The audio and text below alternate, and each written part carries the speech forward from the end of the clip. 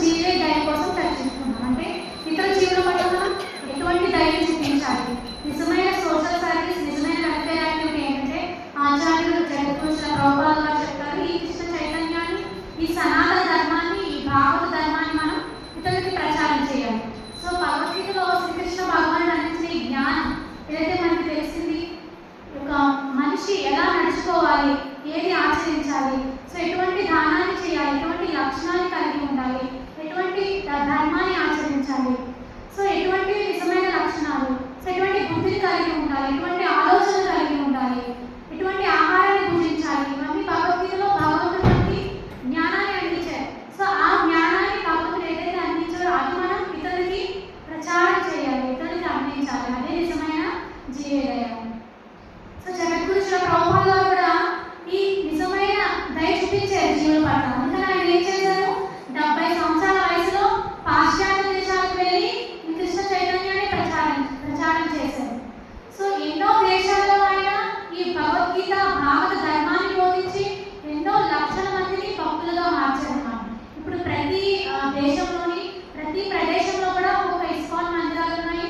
అక్కడ ఈ భగవద్గీత భాగవత ప్రచారం జరుగుతుంది. ఎంతో మంది ఆనందంగా ఈ కృష్ణ చైతన్యాన్ని ఆచరిస్తున్నారు. సో నిజమైన వైష్ణవుడు, నిజమైన భక్తులు ఏం చేస్తారంటే ఇతర జీవుల పట్ల దయని కలిగి ఉంటారు, ఇతర జీవుల పట్ల దయ చూపిస్తారు. అలాగే మనకి నారద మహాముని తెలుసు. కానీ ఏం చేస్తారు, నారద మహాముని ప్రతినిత్యం నారాయణ నారాయణ అంటూ ఆయన నామస్మరణ చేస్తూ ఉంటారు. సో ఆయన ఎక్కడికి వెళ్ళినా సరే ఆ ప్రదేశంలో నారాయణ నామస్మరణ చేస్తూ ఆ జీవుల పట్ల దయ చూపిస్తూ వాళ్ళందరికీ కూడా సనాతన ధర్మాన్ని ప్రచారం చేస్తున్నారు. సో గొప్ప గొప్ప భక్తుల్ని తయారు చేస్తున్నారు. సో మృగారి అనే వేటగాడు ఉన్నాడు. సో ఆ మృగారి తన అజ్ఞానంలో ఉన్నారు, తనకి ఏది తెలియదు. సో తను వేటాడుతూ ఆ జంతువుని చంపి ఎలా చంపుతున్నాడు, సగమే చంపుతున్నాడు. సగం చంపి ఆ యొక్క జంతువు బాధపడుతూ ఉంటే, దాని రక్తం కారుతూ ఉంటే ఆనందిస్తూ ఉన్నాడు. సో అటువంటి చైతన్యంతో తను ఉన్నాడు. సో నారద మహాముని వచ్చి ఏం చెప్పారు, సో ఒక సాధు యొక్క లవమాత్ర సాధు సంబంధంతో మృగారి ఒక చైతన్యం మారిపోయింది, ఒక గొప్ప భక్తుడు అయిపోయారన్నమాట. సో నారద మహాముని చెప్పారు, ఈ నిజమైన ఆనందాన్ని ఇస్తుందా. సో ఈ జంతువును సగం చంపి దాన్ని ఎలా కొట్టుకుంటుంటే ఆనందిస్తున్నాం. సో అది నీకు ఎంత ఆనందాన్ని ఇస్తుంది. సో ఈ యొక్క పాపాన్ని మీ కుటుంబం పంచుకుంటున్నా, నీ భార్య పంచుకుంటున్నా, నీ పిల్లలు పంచుకుంటారు, ఇలా అడుగుదాం. సో అప్పుడు ఆ నారద మహాముని చెప్పారు, నా మృగారి తన భార్య దగ్గరికి వెళ్తారు. సో ఇలా నేను మీకోసమే కదా కష్టపడుతున్నాను, ఉదయం లేచి కాంచి నాయన నిద్రించే వరకు మిమ్మల్ని పోషించడానికి కష్టపడుతున్నాను కదా, మీరు మరి నా యొక్క కర్మలో, ఈ యొక్క పాపం కర్మలో మీరు భాగం పంచుకుంటారంటే భార్య అనేది నీ కర్తవ్యం, నువ్వు పెళ్లి చేసుకున్నావు, నీ బాధ్యత. సో నాకేం సంబంధం లేదు, నీ పాపాన్ని నేను తీసుకోనంటే పుణ్యం వస్తే తీసుకుంటానంటే.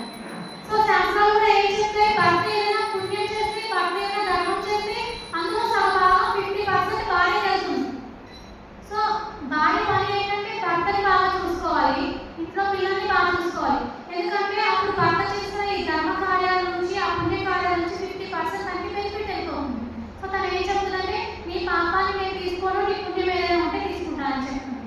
సో తన పిల్లల్ని అడుగుతున్నాడు, నీకోసమే కదా కష్టపడుతున్నాను, ఉదయం లేచినప్పుడు నుండి ఇలా కష్టపడుతూనే ఉన్నాను, మరి మీరేమైనా నా పాపకర్మ పంచుకుంటారంటే వాళ్ళు పంచుకుంటారు. సో అప్పుడు తను రియలైజ్ అవుతారు అన్నమాట, ఈ భౌతిక జగత్తులో నేను బందీ అయిపోయి ఉన్నాను. సో మనం ఎప్పుడు కూడా నిజమైన ఆనందం, శాశ్వతమైన ఆనందాన్ని ఇచ్చేది ఏంటంటే భగవద్ నామ స్మరణ. సో భగవంతుని యొక్క భక్తుల సేవ ఒకటే మనకి ఆనందాన్ని కలిగిస్తుందని తెలుసుకొని సో తను అక్కడి నుంచి గొప్ప భక్తుడు అయిపోయారు. నారద మహాముని దగ్గర నామస్మరణ స్వీకరించారు, మంత్రాన్ని స్వీకరించి ఒక గొప్ప భక్తుడు అయిపోయారు. సో నిజమైన జీవే దయ ఏంటంటే ఆచార్యులు చెప్తున్నారు, శ్రీ చైతన్య మహాప్రభు చెప్తున్నారు, జగద్గురు ప్రభుపాద గారు చెప్తున్నారు. సో నిజమైన జీవే దయ ఏంటంటే ఇతరులకి మనం ఈ యొక్క భగవద్గీత జ్ఞానాన్ని బోధించాలి. సో చిన్న వయసు నుండి పిల్లలకి సనాతన ధర్మం కోసం బోధించాలి. ప్రహ్లాదుడు 5 years బాలుడు. సో తన తండ్రి చెప్తున్నాడు, ఇదంతా విడిచిపెట్టు, ఈ భక్తి చేయకు నువ్వు, సో నా రాజ్యాన్ని నువ్వు పరిపాలించు అని చెప్తున్నాడు. సో గురుకులకు పంపించాడు. తను ఏం చేశాడు, తన యొక్క రాక్షస స్నేహితులకి కూడా ఈ యొక్క భగవద్గీత జ్ఞానాన్ని బోధించాడు, సనాతన ధర్మాన్ని బోధిస్తున్నాడు. 5 years పిల్లవాడు. సో ఏం చెప్తున్నాడు, ఈ సనాతన ధర్మం భాగవత ధర్మం అంటే ఏంటంటే నవవిధ భక్తి విధానాలు ఆచరించాలి, భక్తుల సేవ చేయాలి. సో అదే మనకి నిజమైన శాశ్వతమైన ఆనందాన్ని కలిగిస్తుంది.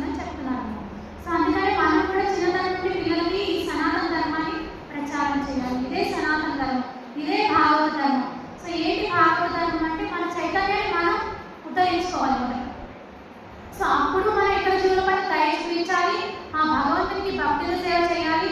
అప్పుడు ఈ భౌతిక జగత్తులో నివసిస్తున్నా మనం జీవిస్తున్నా సరే దేనికి బందీ అవ్వకుండా అటాచ్మెంట్ పెట్టుకోకుండా హ్యాపీగా జీవించాలి. రెండవది నామే రుచి.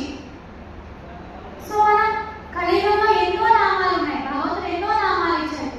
కానీ ఏ నామం చేస్తే మనకి నిజమైన ఆనందం కలుగుతుంది, దాని యొక్క ఫలం మనకి పూర్తిగా లభిస్తుందంటే హరే కృష్ణ కృష్ణ కృష్ణ హరే హరే హరే రామ రామ రామ హరే హరే. ఈ హరే కృష్ణ మహామంత్రం ఎవరైతే చేస్తారో ఈ యొక్క భౌతిక ప్రపంచంలో ఉన్న ఈ కష్టాలు దుఃఖాలు అన్నిటి నుండి కూడా దూరం అయిపోతారు, అన్ని పాపాల నుండి కూడా దూరం అయిపోతారు.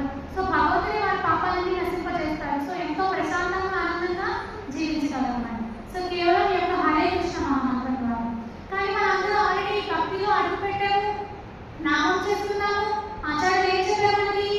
రోజుకి 108 సార్లు అలా 16 మాలలు జపం చేయమని చెప్తున్నారు. హరే కృష్ణ కృష్ణ కృష్ణ హరే హరే హరే రామ రామ రామ హరే హరే. మరి ఈ మంత్రం మనకి చేయాలని తెలిసి మనం ఎలా చేయాలంటే పూర్తిగా మనసు పెట్టి భక్తితో శ్రద్ధతో మన నామం చేయాలి. సో మనం భగవద్ నామం చేస్తే భగవంతుడు వచ్చి మన పక్కన కూర్చుంటున్నారు, ఆ నామాన్ని భగవంతుడు వింటున్నారు, ఆస్వాదిస్తున్నారు, భావన అనుకున్నారు. సో పండరీపురంలో కూడా పాండురంగ విగ్రహ మందిరంలో ఒక రోజు నామదేవ్ అని చెప్పి ఒక ఆచార్యులు భగవంతుని యొక్క నామస్మరణ చేస్తున్నారు, సంకీర్తన చేస్తుంటే భగవంతుడు ప్రతిస్పందించారు. భగవంతుని యొక్క విగ్రహం నుండి అసురాలు వస్తున్నాయంట. సో భగవంతుడు ఏడుస్తున్నారు. సో వెంటనే ఆ భక్తుడు ఏమైంది స్వామి, ఎక్కువ మీరు ఏడుస్తున్నారు, నేనేమైనా కీర్తన సరిగ్గా చేయట్లేదా, నామం సరిగ్గా చేయట్లేదా అంటే అప్పుడు పాండురంగ విగ్రహం చెప్తున్నారు, భగవంతుడు స్వయంగా చెప్తున్నాడు ఆ భక్తుడికి. చౌకమేళ అనే ఒక భక్తుడు ఉన్నాడు, ఆ భక్తుడు చాలా బాగా కీర్తన చేస్తాడు, చాలా బాగా నృత్యం చేస్తాడు, కానీ ఎప్పుడు మందిరంలో వచ్చి దర్శనం చేసుకోలేదు. ఎందుకంటే ఆ యొక్క భక్తుడు నీచ కుటుంబంలో జన్మించారని చెప్పి తనకి మందిరంలో ఎలా ఇవ్వలేదు, తనని ఎంట్రీ చేయలేదు. కానీ ఎప్పుడు నిరంతరం నా నామస్మరణ చేస్తూనే ఉంటారు. సో భక్తుడికి ఒక కోరిక ఉంది, ఏంటంటే తను ఎప్పుడు నిరంతరం నా యొక్క రూపాన్ని చూస్తూ జీవించాలనే కోరిక ఉంది. సో అప్పుడు ఏం చేస్తారంటే ఒక రోజు ఆ చౌకమేళ తన ఒక తాపీ వేసిరి అన్నమాట. సో నిర్మాణాలు జరుగుతుంటే అక్కడ పనిచేస్తారు. ఒకరోజు నిర్మాణం జరుగుతుంటే ఆ గోడ కూలిపోయింది, ఆ గోడ కూలిపోయి ఆ చౌకమేళతో పాటు ఇంకా అక్కడ ఉన్న వర్క్ చేసిన వాళ్ళందరూ చనిపోయారు. చనిపోయిన తర్వాత అక్కడ ఉన్న వాళ్ళు ఏం చేశారంటే ఇక్కడే చనిపోయారు కదా అక్కడే అందరికీ కలిపి ఒకేసారి దహన కార్యాలన్నీ చేసేస్తారన్నమాట. సో భగవంతుడు ఇప్పుడు ఏం చెప్తున్నాడంటే ఆ నామదేవ్ అనే భక్తుడికి, ఎవరైతే భగవంతుడి ముందు కూర్చొని కీర్తన చేస్తున్నారో ఆ భక్తుడికి ఏం చెప్తున్నారంటే సో నామదేవ్, నా భక్తుడు ఉన్నాడు కదా చౌకమేళ, తను ఇలా చనిపోయాడు, తన యొక్క కోరిక ఏంటంటే నా యొక్క రూపాన్ని ఎప్పుడు చూస్తూ ఉండాలి, నా మందిరం దగ్గర నివసించాలని తన కోరిక. కాబట్టి నువ్వు ఏం చేస్తావంటే ఒక చిన్న సమాధిని నా మందిరం ముందు ఏర్పాటు చేయని చెప్తాను.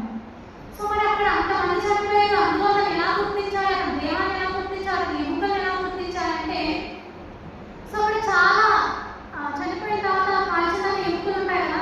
సో ఒక్కొక్క ఎముక దగ్గరికి వెళ్ళి చెవు దగ్గర పెట్టుకో, ఏ ఎముక నుంచి అయితే విఠల విఠల విఠల అనే శబ్దం వస్తుంది, అదే చౌకమేళ యొక్క బాడీ, చౌకమేళ యొక్క దేహంలో ఉన్న ఎముకలు అని చెప్పి వాటిని పెట్టి నువ్వు సమాధి చేయని చెప్తాను. సో వెంటనే ఈ యొక్క నామదేవ్ వెళ్తారు, అక్కడున్న మందిరంలో ఉన్న అందరి భక్తులందరినీ తీసుకెళ్తారు. సో అక్కడికి వెళ్ళి ఆ ప్రదేశంలో వెళ్ళి ఆ ఎముకలన్నీ తీసి ఒక్కొక్కటి పరీక్షిస్తూ ఉంటారు అన్నమాట. చెవు దగ్గర పెట్టుకుని ఉంటే ఒక ఎముక నుండి మాత్రం విఠల విఠల విఠల విఠల విఠల అని శబ్దం వచ్చిందన్నమాట. ఇంకా భక్తులందరూ కూడా గట్టిగా నామస్మరణ చేస్తూ ఆ యొక్క ఎముకలు తీసుకొచ్చి ఆ భగవంతుని యొక్క మందిరం ముందు చౌకమేళ యొక్క సమాధిని నిర్మించడం జరిగింది. సో మనం నామం చేయాలి. ఎలా భగవంతుని యొక్క నామస్మరణ చేయాలి అంటే భగవంతుడి ప్రతిస్పందించాలి.